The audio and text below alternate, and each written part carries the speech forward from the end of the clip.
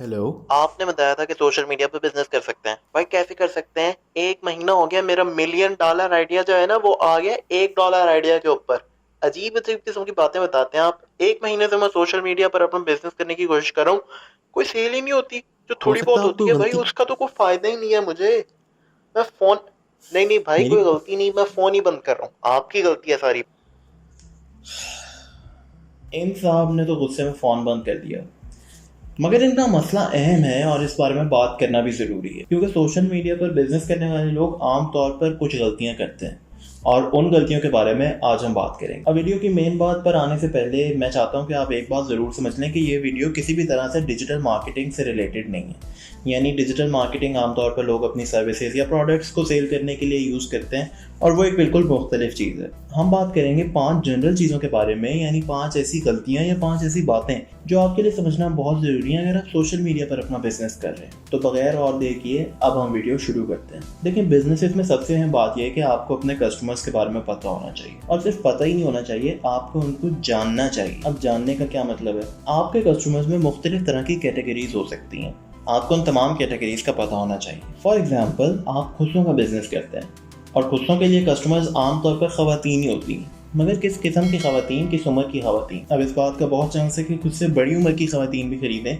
खुद पहनने के लिए या किसी को गिफ्ट करने के लिए, और यंग लड़कियां भी खुद से अपने लिए खरीद सकती हैं। अब जब मैंने अपने कस्टमर को जानने की बात की थी तो मैंने इसी तरफ इशारा किया था। मिसाल के तौर पर ऐसी खवातीन जो एक खास उम्र से बड़ी हैं वो सोशल मीडिया इस्तेमाल नहीं करती, मगर वो आपके खुद से बाय जरूर करना चाहती हैं। तो इस बात का आपने सबसे पहले ख्याल रखना है कि आप सोशल मीडिया पर जो भी पोस्ट या एडवर्टाइजमेंट कर रहे हैं वो उन खवातीन के लिए हो जो सोशल मीडिया इस्तेमाल करती हैं, वरना आपकी पोस्ट इंटरनेट के समंदर में कहीं गुम हो जाएगी और आपको पता भी नहीं लगेगा।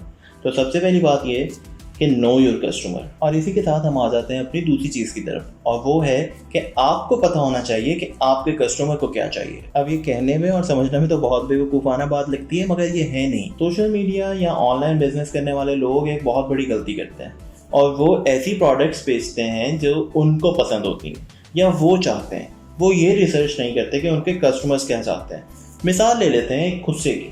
एक खुस्सा जिसका डिज़ाइन पुराना हो चुका है, मगर वो आपको ज़ाती तौर पर बहुत पसंद है।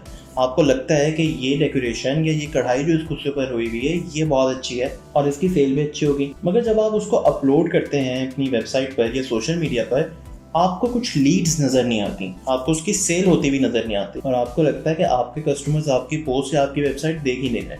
हालांकि वो देख रहे हैं मगर वो उसको चाहते नहीं। अब ये बात हजम करना थोड़ी मुश्किल है, मगर यही सच्चाई है। तो आपने वही चीज़ बेचनी है जो आपके कस्टमर्स चाहते हैं।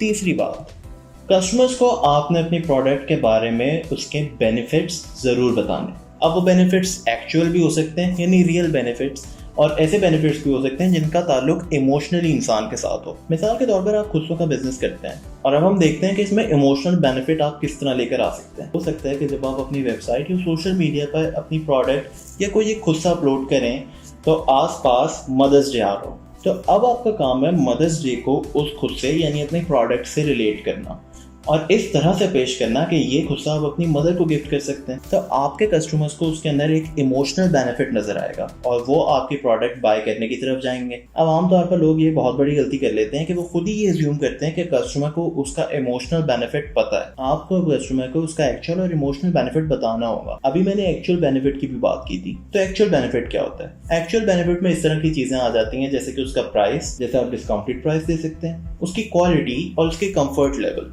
ये तमाम चीज़ें उसके एक्चुअल बेनिफिट हैं। और इसी के साथ हम आ जाते हैं अपने चौथे पॉइंट की तरफ, और वो है टेल देम अ स्टोरी। अब हम इंसान बचपन से स्टोरी सुनते आ रहे हैं, हमें स्टोरी सुनना और बताना पसंद है, इसलिए कस्टमर को भी आपने अपनी प्रोडक्ट से मुतालिक एक स्टोरी सुनानी है। ठीक है, साथ मैं आपको एक एग्जांपल दे देता हूँ। अभी पिछले दिनों मैंने एक आर्टिकल पढ़ा जिसमें उन्होंने स्टोरी टेलिंग के बारे में बात की हुई, और उसमें उन्होंने एक एग्जाम्पल दी हुई थी कि एक बियर मेकिंग कंपनी थी जो 1984 में दुनिया की 5वीं सबसे बड़ी बियर मेकिंग कंपनी थी। उन्होंने अपने ब्रांड के लिए मार्केटिंग की दुनिया से एक बहुत बड़ा नाम हायर किया। जब उस मार्केटिंग के बंदे ने उनकी बियर मेकिंग का सारा प्रोसेस देखा तो उसने देखा कि एक बहुत गहरा कुआं है जहां से वो पानी निकालते हैं और फिर उसको बियर बनाने में इस्तेमाल करते हैं। तो उसने बाकी लोगों से पूछा कि क्या आपने कभी अपने कस्टमर्स को इस कुएं के बारे में बताया है? और उन्होंने कहा नहीं, क्योंकि हमें ऐसा लगता है कि बाकी तमाम बियर मेकिंग कंपनीज इसी तरह कुआं खोदती होंगी और उसमें से पानी निकालकर बियर बनाती होंगी। तो जब उस मार्केटिंग के बंदे ने अपना एक आर्टिकल लिखा और उसमें ये सारा प्रोसीजर और ये स्टोरी बताई, और 1.5 साल के अंदर अंदर उस आर्टिकल की वजह से वो कंपनी दुनिया की पहली बियर मेकिंग कंपनी बन गई। तो इसलिए कभी भी ये अज्यूम मत करें कि आपके कस्टमर आपकी स्टोरी या आपके प्रोडक्ट की बैक स्टोरी के बारे में ऑलरेडी जानते होंगे। अब आखिरी और सबसे कॉमन मिस्टेक पर आते हैं, आस्क देम टू बाय।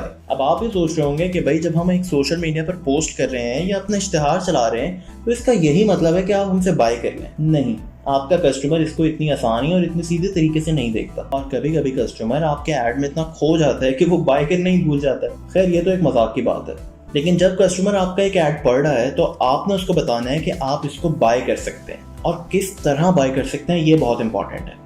अगर कस्टमर को ये ऐड देखते ही कंफ्यूजन हो जाएगी कि मैं पता नहीं किस तरह बाय कर सकता हूँ, तो वो शायद आपकी प्रोडक्ट छोड़कर किसी और प्रोडक्ट पे चला जाएगा, क्योंकि प्रोडक्ट्स की तो मार्केट में कमी नहीं है। तो कस्टमर को ये बताना और रीडायरेक्ट करना कि वो ये प्रोडक्ट किस तरह बाय कर सकता है, हो सकता है वो वेबसाइट के थ्रू हो सकता है वो सोशल मीडिया पर आपको इनबॉक्स करके वो ऑर्डर कर सकता हो, मगर ये तमाम बातें आपने कस्टमर्स को बतानी है और इसको कहते हैं कॉल टू एक्शन। तो कॉल टू एक्शन का आपने ज़रूर ख्याल रखना है और कस्टमर को बताना है कि वो किस तरह आपकी प्रोडक्ट बाय कर सकते हैं। तो ये थी वो 5 बातें जो मैं आपको बताना चाहता था आपके बिजनेस के लिए, जो सोशल मीडिया या ऑनलाइन बिजनेस के लिए ज़रूरी है। वेल, इस वीडियो को हम यहाँ पर ख़त्म करते हैं। अगर आपका कोई भी सवाल हो तो कॉमेंट्स में ज़रूर लिखिएगा, और आप अगर चाहते हैं कि हम किसी खास टॉपिक पर बात करें वो भी हमें कॉमेंट्स में बताइएगा। तो मिलेंगे हम किसी और वीडियो में इंशाल्लाह, और फिर आपसे मुलाकात होगी। अल्लाह हाफिज़।